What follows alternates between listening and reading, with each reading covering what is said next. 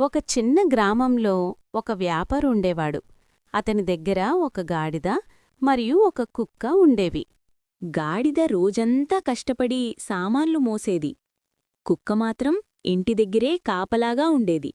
యజమాని గాడిదకు మంచి ఆహారం పెట్టేవాడు. అది చూసి కుక్క మనసులో అసూయ పుట్టేది. ఒకరోజు రాత్రి ఇంటి బయట కుక్క నిద్రపోతూ ఉంది. అప్పుడే ఒక దొంగ నెమ్మదిగా ఇంట్లోకి ప్రవేశించాడు. అది చూసిన గాడిద, దొంగ వచ్చాడు, మొరిగి యజమానిని లేపు అని కుక్కతో చెప్పింది. కాని కుక్క కోపంగా నన్నెవ్వరూ పట్టించుకోరు, నేను మొరగను అని చెప్పింది.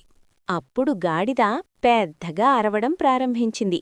ఆ అరుపుకి దొంగ పారిపోయాడు. విషయం తెలియని యజమాని కోపంతో బయటికి వచ్చి గాడిదను బాగా కొట్టాడు. అందుకే ఎవరి పని వారే చెయ్యాలి. ఇతరుల పనిలో జోక్యం చేసుకుంటే సమస్యలు వస్తాయి.